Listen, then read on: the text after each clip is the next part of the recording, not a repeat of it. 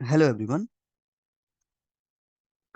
आज मैं आपको बताऊंगा कि एक प्रोफेशनल और एक थ्री डी रिज्यूमे आप किस तरीके से बिल्ड करें और इसके क्या क्या स्टेप्स होते हैं और आपको इसमें क्या क्या इंफॉर्मेशन मैंडेटरी मेंशन करना होगा। और ये जो रिज्यूमे है एक एक्सपीरियंस पर्सन के लिए है। तो अगर आप एक्सपीरियंस है और एक डेटा एनालिस्ट या एक डेटा साइंटिस्ट या डेटा आर्किटेक्ट या आप किसी भी दूसरे फील्ड में, जैसे कि आप मोर्गेज अंडरराइटर हैं या आप सेल्स में हैं या आप मार्केटिंग मैनेजमेंट में हैं या आप एक प्रोजेक्ट मैनेजमेंट में हैं, तो आप एक वन पेज रिज्यूमे कैसे बिल्ड करें। रिज्यूमे बनाने के लिए नॉर्मली वन पेज भी काफ़ी होता है, और अगर आपके पास काफ़ी सारे कंटेंट हैं तो आप 2 पेज में मैक्सिमम रिज्यूमे आप बना सकते हैं। आज का जो टाइम है वो नॉर्मल, जैसे पहले हम लोग रॉ डेटा पे काम करते थे और एक्सेल पे काम करते थे, आज का जो टाइम है ये इसमें डिमांड है एक विजुअलाइजेशन के। लोग जो मतलब हायर मैनेजमेंट है वो किसी डेटा को एक रॉ फॉर्मेट में देखना नहीं चाहते हैं। उनको चाहिए कि एक विजुअल और कलरफुल डेटा हो जिसको देखने में अट्रैक्टिव हो और बहुत सिंपल वे में आप उसको प्रेजेंट कर सकें।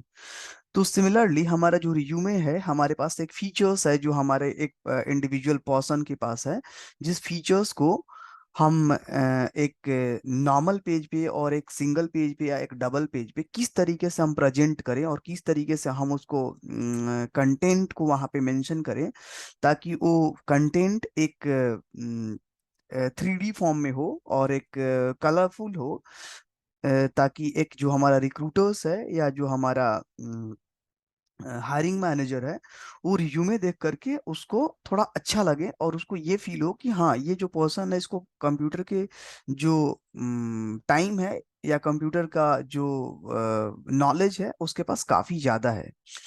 तो जैसे नॉर्मल आप रिज्यूमे बिल्ड करते हैं तो ब्लैक एंड वाइट होता है, उस पर कुछ भी मेंशन नहीं होता है, वो अट्रैक्टिव नहीं होता है, वो देखने में अच्छा भी नहीं लगता है, तो लोगों को काफ़ी रिव्यू करना पड़ता है और पढ़ना पड़ता है। जब एक कलरफुल और एक थ्री डी रिज्यूमे आप बिल्ड करते हैं तो उसमें काफ़ी सारी चीज़ें विजुअल दिख जाती है।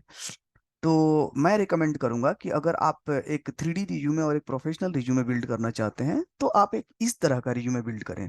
जैसे मेरे पास काफ़ी सारे फॉर्मेट हैं, तो अभी मैं इनिशियली एक ये फॉर्मेट पे आपको बताऊंगा कि इस फॉर्मेट को आप किस तरीके से आप अपनी रिज्यूमे आप इस फॉर्मेट में किस तरीके से बिल्ड करें। तो चलो, सबसे पहले मैं आपको बताता हूँ कि आपका जो प्रोफाइल है जिसके लिए आप कहीं वर्किंग है, तो जो आपका जैसे आप डेटा एनालिस्ट में है तो आप टॉप ऑफ द रिज्यूमे आप मेंशन करें डेटा एनालिस्ट और अपना नाम मेंशन करें। आपकी फोटो जो है एक इस तरह का होना चाहिए, प्रोफेशनल और एक सूट में होना चाहिए। रीजन बीइंग कि आप किसी भी जॉब के लिए जाते हैं और उस जॉब में आप मिनिमम आप एक टारगेट रखते हैं कि मेरी जो पैकेज होगी वो 6 लाख से स्टार्ट होगा या 10 लाख एबव होगा। तो नॉर्मली वो जो हायरिंग मैनेजर है या हायरिंग एचआर है उसको ये पता होना चाहिए कि और कि आपके पास आप एक काफ़ी वेल प्रोफेशनल पर्सन है और आपका जो पर्सनालिटी है एक हमारे प्रोफाइल के लिए सूट करेगा। तो मैं रिकमेंड करूंगा कि आपका फोटो जो होना चाहिए प्रोफेशनल ड्रेस में इस तरह का होना चाहिए जो काफ़ी थ्री डी में हो और थोड़ा अट्रैक्टिव हो कि फोटो भी थोड़ा अच्छा लगे उनको। उसी तरीके से आपका पर्सनल इंफॉर्मेशन मेंशन करना होगा आपको। एड्रेस, एड्रेस में जैसे काफ़ी लोग मेंशन कर देते हैं कंप्लीट एड्रेस, तो मैं रिकमेंड करूंगा कि आप कंप्लीट एड्रेस को मेंशन ना करें। आप अगर किसी मेट्रोपॉलिटन सिटी में आप रहते हैं तो आप उसको मेंशन कर दें। जैसे दिल्ली एनसीआर के आसपास रह रहे हैं, दिल्ली एनसीआर मेंशन कीजिए। अगर नोएडा में है, गुड़गांव में है या दिल्ली में है तो, या फरीदाबाद में है या गाजियाबाद में है, दिल्ली एनसीआर मेंशन करें। फ़ोन नंबर में नॉर्मल हो। ईमेल एड्रेस आपका जैसे यहाँ पे मेंशन है raju.kumar@gmail.com, तो आपका भी जो ईमेल एड्रेस हो उसमें फर्स्ट नेम और लास्ट नेम होना चाहिए, first name dot last name. और अगर इससे नहीं बिल्ड हो रहा है आपका आपका ईमेल, तो आप उसमें डॉट एंटर करके और आप उसमें कुछ नंबर आप मेंशन कर सकते हैं। पर ये आप याद रखें कि इसमें आपका फर्स्ट नेम और डॉट लास्ट नेम होना चाहिए। वही एक हमारा प्रोफेशनल ईमेल एड्रेस होता है। काफी लोगों को देखता हूँ कि काफी सारे नंबर मेंशन कर देते हैं, उसमें आपका first name last name clear नहीं होता है, तो उनको लगता है कि he is not professional and he doesn't have knowledge to how to build a professional email address.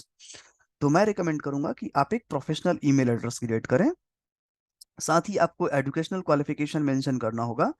तो एजुकेशनल क्वालिफिकेशन में काफ़ी लोगों को देखता हूँ कि वो जैसे बॉटम टू टॉप मेंशन करते हैं। मैं रिकमेंड करूंगा कि आपका जो हाईएस्ट क्वालिफिकेशन है वो टॉप पे होना चाहिए, और आपका जो लास्ट आप जो आपका जो नॉर्मली जो हाईएस्ट क्वालिफिकेशन है वो आपका टॉप पे होना चाहिए, और जो आपका लोएस्ट जो आपका एजुकेशनल क्वालिफिकेशन है वो आपका बॉटम पे होना चाहिए। और मिड में आपने जो जो किया है आप मेंशन कर सकते हैं। अगर आपने कोई प्रोफेशनल क्वालिफिकेशन आपके पास है या टेक्निकलिस्ट क्वालिफिकेशन, तो आप यहाँ पे मेंशन कीजिए कि आपने इस कॉलेज से या इस यूनिवर्सिटी से आपने डिग्री लिया है, तो आप यहाँ पे मेंशन कर सकते हैं। साथ ही स्किल्स जो आपको आती है वो स्किल्स आप इस तरीके से मेंशन करें, आप इसको रेट कर सकते हैं कि आप स्टार रेटिंग में भी कर सकते हैं, और आप इस तरीके से आप लाइन में भी आप रेट कर सकते हैं। जैसे इसको पावर बीआई इनको आता है 4 out of 5, SQL 4 out of 5 आता है, एडवांस एक्सेल 4.5 आउट ऑफ 5 आता है। लैंग्वेजेज में इनको हिंदी और इंग्लिश आता है, हिंदी इनको आता है 4.9 आउट ऑफ 5, और इंग्लिश आता है 4.5 आउट ऑफ 5। इस तरह से पर्सनल डिटेल्स में आपको मेंशन करना होगा कि फादर नेम और सेक्स और डेट ऑफ बर्थ और मैरिटल स्टेटस, इसके अलावा आपको कुछ भी ज़्यादा मेंशन करने की कोई आवश्यकता नहीं है। अब हम बात करते हैं यहाँ पे आपकी करियर ऑब्जेक्टिव या समरी क्या है, आप यहाँ पे मेंशन करें। एम्प्लॉयमेंट हिस्ट्री आप मेंशन कीजिए कि आपने कहाँ कहाँ पे आपने काम किया है, कहाँ कहाँ पे आपने जॉब किया है। अगर आपकी मोर देन 4-5 एक्सपीरियंस है तो इसमें आपका 1 पेज में नहीं आएगा, तो मैं रिकमेंड करूंगा कि उसको भी आप यहाँ पे डायग्राम में बनाएं, जिस पे मैं एक वीडियो अपलोड करूंगा, और मैं उस पे भी एक वीडियो बना दूंगा। तो वो आपके लिए काफ़ी हेल्पफुल होगा। और प्रोजेक्ट डन में अपने प्रोजेक्ट कोई आपने किया है तो प्रोजेक्ट आप मेंशन करो। प्रोजेक्ट अगर आपने कोई किया है तो इस तरह से मेंशन करो, प्रोजेक्ट डन। प्रोजेक्ट आपने जो किया है वो कौन कौन सा एप्लीकेशन पे किया है यहाँ पे मेंशन कर दीजिए। प्रोजेक्ट का नेम मेंशन कीजिए, जैसे micro economic factor impact analysis ये प्रोजेक्ट का नेम है। डोमेन कौन सा था, रिटेल सेक्टर या माइक्रो इकोनॉमिक, ये मेंशन है यहाँ पे। Major responsibility and project details क्या क्या था, तो आप इस तरीके से मेंशन कर सकते। तो major responsibility and project details में आप अपना जो भी आपका रिस्पॉन्सिबिलिटीज है यहाँ पे आप मेंशन कर सकते हैं। और इन्वायरमेंट पे आपने क्या क्या यूज किया, जैसे SQL server and power BI, advance excel या एक्सेल आपने यूज किया, या सीएसवी फाइल से आपने डेटा यूज किया, या शेयर पॉइंट पे आपने उसको अपलोड किया।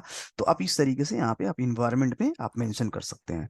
तो चलो सबसे पहले मैं एक यहाँ पे पेज ओपन करता हूँ, और मैं ये आपको बना करके दिखाता हूँ कि ये रिज्यूमे कैसे बिल्ड होगा। तो थोड़ा टाइम टेकिंग होगा, क्योंकि एक रिज्यूमे बिल्ड करने में काफ़ी सारे स्टेप्स और काफ़ी सारे प्रोसेस को फॉलो करना होता है। तो आप इस वीडियो को पूरा स्टार्टिंग टू एंड देखेंगे तो आपको एक प्रोफेशनल रिज्यूमे क्रिएट करने में बहुत आसानी होगी। काफी लोग पूछते हैं कि ये रिज्यूमे आपने किस तरीके से बिल्ड किया है, क्या आपने इसको एक्सेल में किया है या पावर पॉइंट में किया है या किसी अन्य एप्लीकेशन से किया है।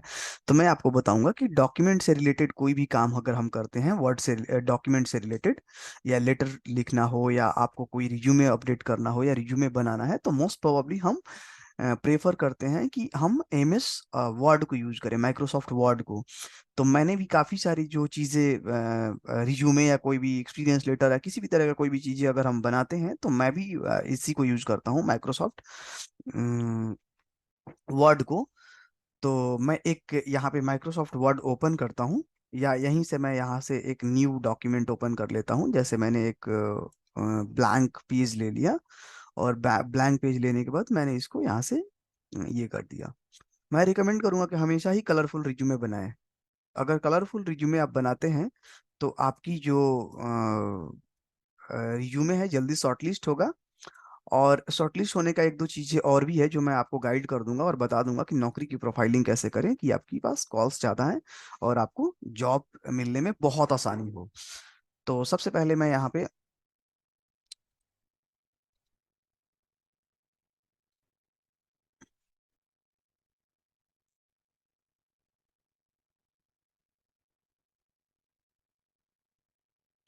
तो सबसे पहले मैं यहाँ पे इंसर्ट बटन पे जाऊंगा, इंसर्ट पे, और यहाँ से मैं एक शेप लूंगा। रेक्टेंगल ले लें या आप कोई सा भी आप रेक्टेंगल लें, और आप यहाँ पे इसको इस तरीके से आप बना दें इसको।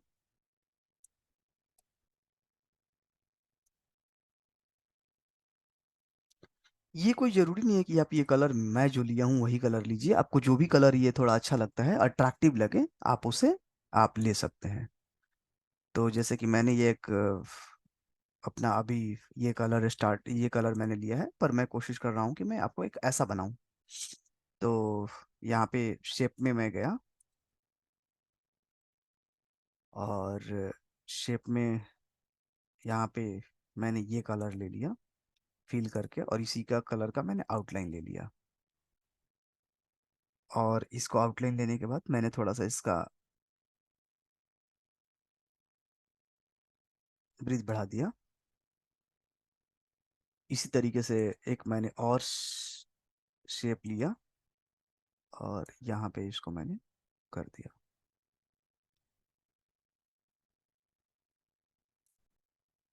इसको भी मैंने कॉपी करके फॉर्मेट पेंटर से इस पे कर दिया।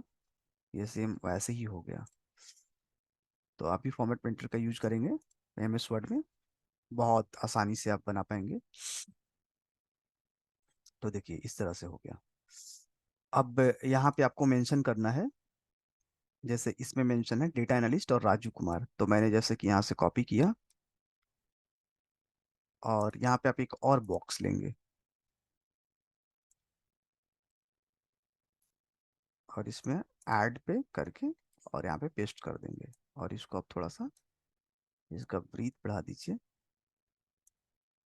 और इसको यहाँ पे सेट कर दीजिए। अब जैसे ये ब्लू में दिख रहा है और ये आपका दिख रहा है ऑरेंज कलर में, तो यहाँ पे हम जाएंगे और इस वाले का हम आउटलाइन जो है नो फिल कर देंगे और नो आउटलाइन कर देंगे हम इसमें। अब देखिए ये इस तरह से दिखेगा। दिख गया। अब जैसे हमें आपको यहाँ पे हमें फोटो लेना है, इंसर्ट में गए, शेप पे गए, इंसर्ट में गए, और ये पिक्चर, और मुझे ये दिस PC से लेना है, तो मैंने यहाँ पे एक सेव करके रखा है फोटो। मैंने इस पे क्लिक किया, इंसर्ट कर दिया। इंसर्ट करने के बाद इस पे राइट क्लिक करेंगे और रैप टेक्स्ट पे जा करके हम इसको टाइट कर देंगे। टाइट करेंगे तो ये फोटो हमारा जहां हम एडजस्ट करना चाहेंगे हम वहां हो जाएगा। जैसे मैंने एक बार इसको कंट्रोल Z करता हूँ और फिर से इंसर्ट करता हूँ। जब मैं इसको ऐसे इंसर्ट करूंगा और इसको अपने अकॉर्डिंग मैं इसको एडजस्ट करने की कोशिश करूंगा, देखिए इधर उधर नहीं हो रहा है ये। लेकिन जैसे ही राइट क्लिक करके और रैप टेक्स्ट पे जा करके हम इसको टाइट करेंगे, तो ये देखिए इसको जहां भी हम रखेंगे वहां रह जाएगा। हम यहाँ पे गए और इसको अच्छे तरीके से हमने इसको एडजस्ट कर दिया।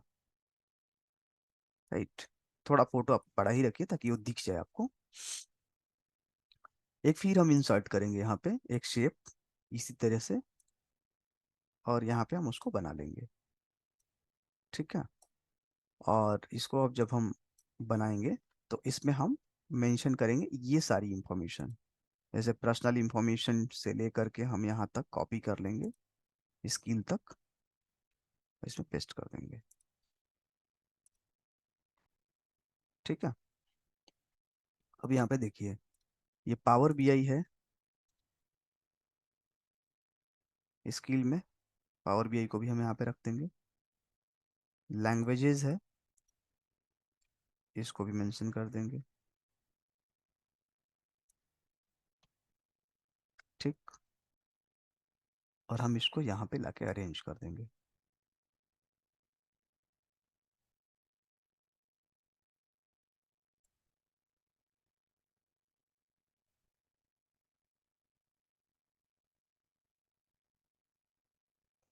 और इसको भी शेप में जाएंगे और इस पे जो नो फिल कर देंगे, इसको नो आउटलाइन कर देंगे, तो फिर ये भी परफेक्ट दिखेगा।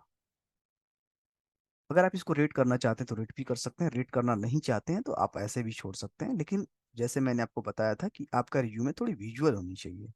तो विजुअल इन द सेंस, जैसे मैं यहाँ पे रेट कर दूंगा स्किल्स तो थोड़ा अच्छा लगेगा। इससे पहले मैं आपको थोड़ा सा यहाँ पे रिज्यूमे पे सबसे पहले हम लोग इंसर्ट करते हैं इसको, लोगों को, जो कि पिक्चर में है। दिस PC में जाएंगे और यहाँ पे ये है, तो इनको पावर BI SQL और इनको पावर BI SQL और एडवांस एक्सेल आता है, तो मैंने यहाँ पे पावर BI को सिलेक्ट किया। एसक्यूएल को किया और एडवांस एक्सेल को किया और इंसर्ट कर दिया। देखिए ये तीन चीजें यहाँ पे इंसर्ट हो चुका है ऑलरेडी। तो यहाँ पे राइट क्लिक करेंगे और इसको भी रैप टेक्स्ट करेंगे। अगर ये इस तरीके से हो गया, आपको डरना नहीं है इससे। राइट क्लिक करेंगे और टाइट कर देंगे। अब इसको आप छोटा छोटा करेंगे, यहाँ पे थोड़ा सा इस तरीके से आप खींच के आप इसको यहाँ पे अरेंज कर देंगे।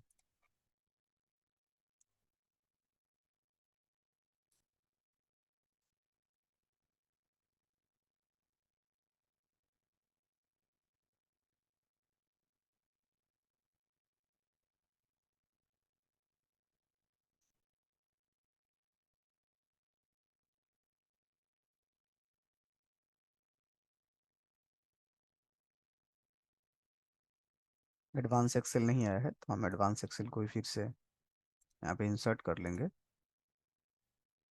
राइट क्लिक करेंगे, रैप टेक्स्ट करके इसको टाइट कर देंगे और इसको भी छोटा कर देंगे और यहाँ पे लेके अरेंज कर देंगे। ठीक है, तो इसी तरीके से आप भी इसको अरेंज कर लेंगे।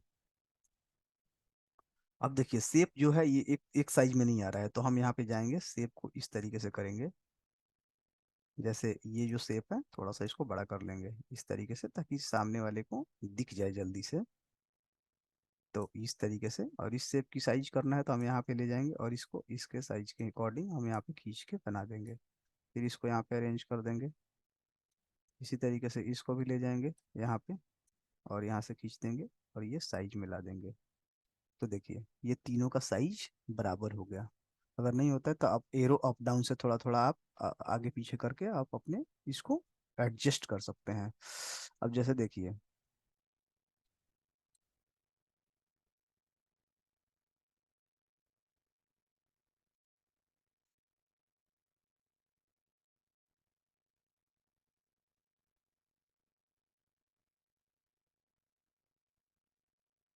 राइट क्लिक करके इसको आप इन फ्रंट पे भी रख सकते हैं, तो ये ज़्यादा एडजस्टेबल हो जाएगा। ठीक है, तो अगर आप तीनों को ग्रुप करना चाहते हैं तो राइट क्लिक करके तीनों पे आप कंट्रोल प्रेस करके तीनों को सिलेक्ट करेंगे, राइट क्लिक करके इसको ग्रुप कर देंगे। तो अब इसको आप जैसे इधर हटाएंगे ये एक तरह से हट जाएगा। तो आप इस तरीके से भी आप इसको रख सकते हैं। राइट, इसमें थोड़ा बॉर्डर लगाना चाहते हैं तो आप यहाँ पे जाएंगे और बॉर्डर लगा देंगे आप यहाँ पे। जैसे पिक्चर बॉर्डर है, पिक्चर बॉर्डर में जाके आप कोई सा भी बॉर्डर लगाना चाहते हैं यहाँ पे बॉर्डर लगा लेंगे। बॉर्डर का जो थोड़ा ये इसको कितना आप इसकी लाइन को कितना आप वृद्ध रखना चाहते हैं आप यहाँ पे रख सकते हैं। और इसके कलर जो है वो यहाँ से आप कलर सेलेक्ट कर सकते हैं। तो यहाँ पे कंट्रोल कर, यहाँ पे आप सिलेक्ट करेंगे और इसको फॉर्मेट पेंटर करके आप तीनों पे क्लिक कर देंगे। सब एक जैसा दिखने लगेगा, तो काफी अट्रैक्टिव लगने लगा। अब देखिए क्या है, इससे रिक्रूटर्स को समझ आएगा कि आपको पावर बीआई, एसक्यूएल सर्वर और एडवांस एक्सेल आता है। वो जैसे ही उसको ये पता चलेगा तो वो सीधे जाएगा कहाँ पे, स्किल्स आपका चेक करेगा कि हाँ इसको ये सारी स्किल्स आता है, लेकिन इस स्किल्स में इसको कितना आता है ये पता नहीं है। तो वो आपको कॉल करेगा, तब आप उसको बताएंगे। तो चीजें आप हिडन रखना चाहते हैं तो आप हिडन रख सकते हैं, लेकिन मैं कहूंगा कि आप यहाँ पे रिक्रूटर्स को पहले ही बता दें कि आपको कितना आता है। क्योंकि एक स्टैंडर्ड जो होता है वो अगर आपको 4.5 आता है या 4 आता है तो वो एक स्टैंडर्ड आपको नॉलेज स्किल माना जाता है। तो आप इसको प्रॉपर तरीके से मैं कहूँगा कि आप इसको 4.5 रेटेड कीजिए, या आपको नहीं आता है तो आप सीख लीजिए और 4 तक आप एटलीस्ट 4 रेट कीजिए। तो देखिए रेट करने के लिए यहाँ पे स्टार से भी रेट कर सकते हैं और यहाँ पे आप लाइन से भी कर सकते हैं। तो मैं जैसे इंसर्ट पे गया, फिर यहाँ पे स्टेप पे गया, स्टेप पे जाके ये सिलेक्ट किया और इसको सिलेक्ट करके मैंने यहाँ पे इस तरीके से मैंने एक लाइन बना दिया। और देखिए इस लाइन को मैंने यहाँ पे रखा और इस लाइन को इंसर्ट करने के बाद सेव फॉर्मेट पे गया और यहाँ पे इसका जो कलर है वो ब्लैक कर दिया, या सपोज मैं इस कलर में कर दिया, या ग्रीन कर दिया कि मुझे ग्रीन में हाँ इतना आता है। और इसी तरह से मैं इसको भी जा करके ग्रीन कर दिया। राइट, अब देखिए ग्रीन तो पता चल गया, ऐसे भी पता चल जाएगा कि आपको कितना आता है। राइट, इस तरीके से कंट्रोल सी और वी कर दिया, यहाँ पे इतना आता है। यहाँ पे मैंने थोड़ा किया, एसक्यूएल सर्वर मुझे थोड़ा और ज़्यादा आता है, राइट।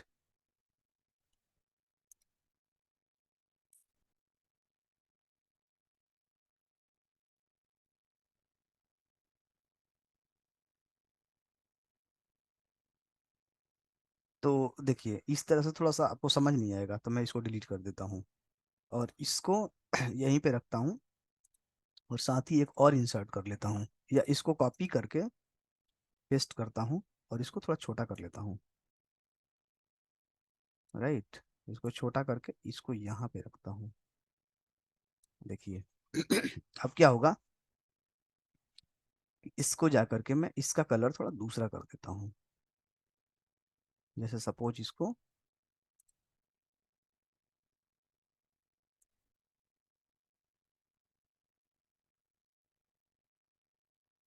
इसका सेकंड है, तो इसमें भी इसका सेकंड कर देता हूँ। अब देखिए इससे पता चल जाएगा कि आपको कितना आता है।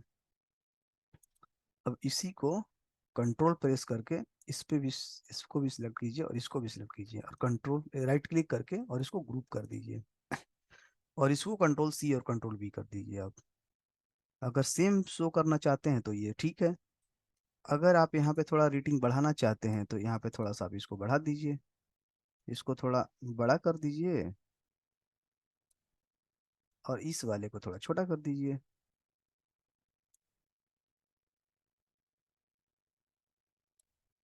ठीक। तो सामने वाले को समझ आ जाएगा कि आपको कितना आता है। रेटेड हो गया। मैं कहूँगा कि आप इसको वाइट कीजिए।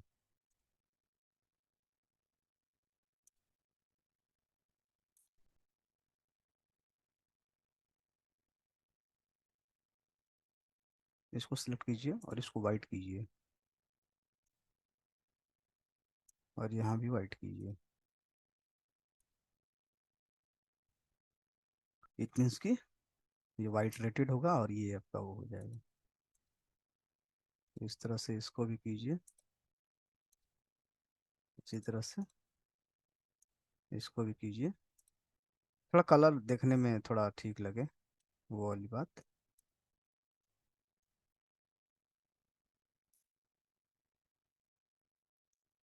तो इसको ऐसे और ऐसे कर दीजिए। ठीक है, इस तरीके से समझ में आ जाएगा। उसी तरह से आपको लैंग्वेजेस करना है तो आप कंट्रोल सी वी कीजिए, और हिंदी के नीचे आप रख दीजिए इसको,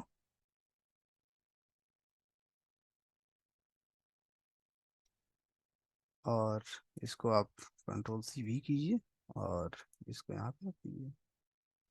तो ये पता चल जाएगा कि आपको लैंग्वेज भी आता है, तो आप लैंग्वेज को भी अपने रीड कर दिया है ऑलरेडी, कि कितना आपको आता है। और यहाँ से आप इस तरीके से आगे पीछे आप arrow up down, arrow left right से आप इसको बढ़ा सकते हैं, आप अरेंजमेंट करने के लिए तो आप अपने हिसाब से अरेंज कर लेंगे इसको। तो इस तरीके से आप इसको मेंशन कर सकते हैं। तो अभी मैं इसको थोड़ा सा और बढ़ाता हूँ हल्का, और इसको भी थोड़ा बढ़ाता हूँ, फोटोग्राफ्स को थोड़ा सा बढ़ा लीजिए। और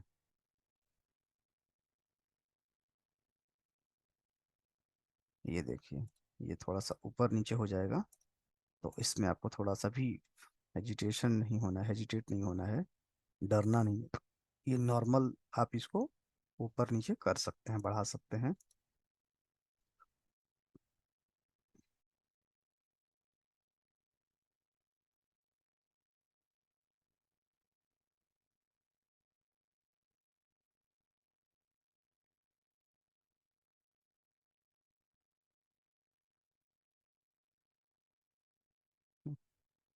एरो आप प्रेस करेंगे आप सिर्फ, ये बढ़ जाएगा ऊपर की तरफ। इस तरीके से आप अरेंज कर सकते हैं। अब जैसे यहाँ पे आपको डालना है दो चीज़, अगर आप इसको छोटा करना चाहते हैं तो आप इससे कर सकते हैं, कंट्रोल शिफ्ट और लेस देन का बटन प्रेस करके आप कर सकते हैं अपना थोड़ा बहुत स्पेस को एडजस्ट कर सकते हैं। और फिर ये जैसे थोड़ा सा बड़ा इधर उधर हो गया, तो आप इसको ऐसे आप बढ़ा सकते हैं। ठीक है। तो अभी मैं यहाँ पे मेंशन करूंगा टाइम मैनेज, ये आपका professional details, sorry personal details. तो पर्सनल डिटेल्स के लिए जैसे मैंने ऐसे ही आपको करना है, एक बॉक्स बनाना है और उस बॉक्स में आपको मेंशन करके और आप यहाँ पे पेस्ट कर सकते हैं। तो मैंने यहाँ पे ऐसे ही पेस्ट कर दिया पर्सनल डिटेल्स को, तो जेड किया और यहाँ पे मैंने इसको पेस्ट किया सपोज।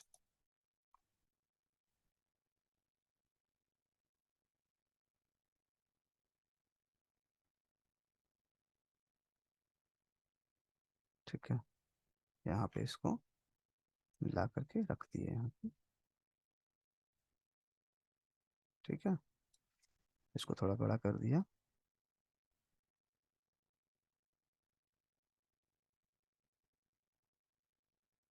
जैसे यहाँ पे ये इसको मैंने पेस्ट कर दिया यहाँ पे, और इसी में मैंने मेंशन कर दिया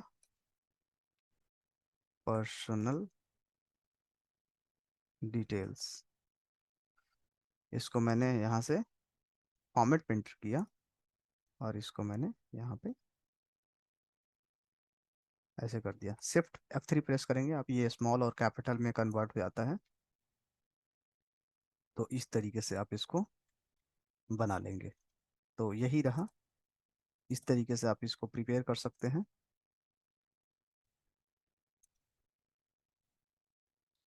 तो ज़्यादा आपको जो प्रॉब्लम होगी वो आपको यही क्रिएट करने प्रॉब्लम होगा, इसको इसको क्रिएट करने में कोई प्रॉब्लम नहीं है। मैं नॉर्मल यहाँ पे जैसे ये भी है, ये भी इसी तरह से बना हुआ है। तो आप को सिंपली इस पे जाना है और फिर यहाँ पे एक आपको इंसर्ट करना है शेप। शेप इंसर्ट करेंगे और इसको यहाँ तक लेंगे, ये ब्लैक एंड वाइट ही रहेगा। नो फिल कर देंगे आप इसको, और जो भी इंफॉर्मेशन है आप उसे टाइप कर लेंगे।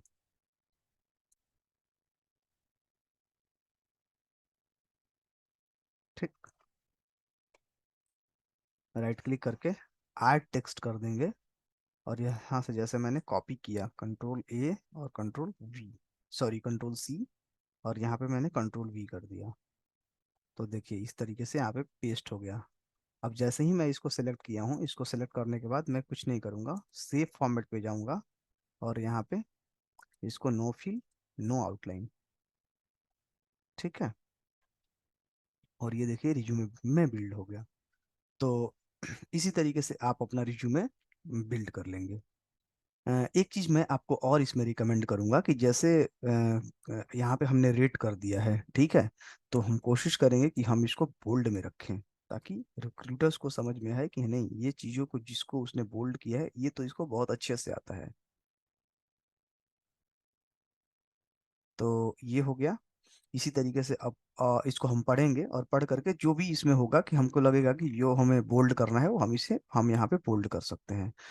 Proficient data analyst with experience in collective collecting, storing data and bringing technical expertise to ensure the quality and accuracy of that data. A strong communicator with the ability to present data in ways to help people, business and organization make better decision.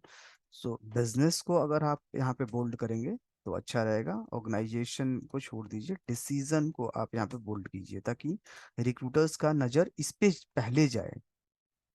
तो providing, इसमें भी आप analysing को bold कीजिए, collecting को bold कीजिए, entering को ही bold कीजिए, मैनेजिंग को बोल्ड कर दीजिए,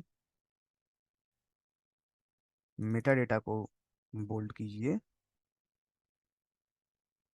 सॉफ्टवेयर को बोल्ड कीजिए, अपग्रेड सॉफ्टवेयर को बोल्ड कीजिए यहाँ पे। इसमें आप एसक्यूएल सर्वर मेंशन कर दो, एसक्यूएल सर्वर को यहाँ पे आप बोल्ड कर दीजिए,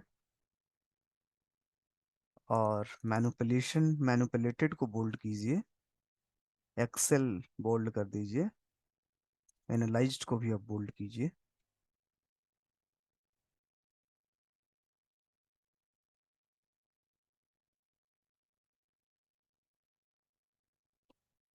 इसी तरह से देखिए, पावर बीआई डेस्कटॉप और एक्सक्यूएल सर्वर यहाँ पे बोल्ड है। तो आप इसमें अगर पावर बीआई है, पावर बीआई डैशबोर्ड को बोल्ड कीजिए। यहाँ पे पावर बीआई को बोल्ड कीजिए। एसक्यूएल सर्वर को यहाँ पे भी बोल्ड कीजिए, सर्वर मेंशन कीजिए।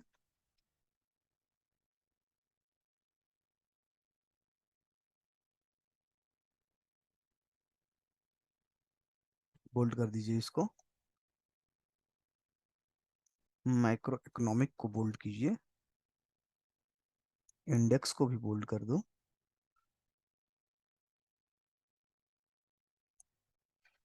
तो इस तरीके से आप इसको बोल्ड कर सकते हैं।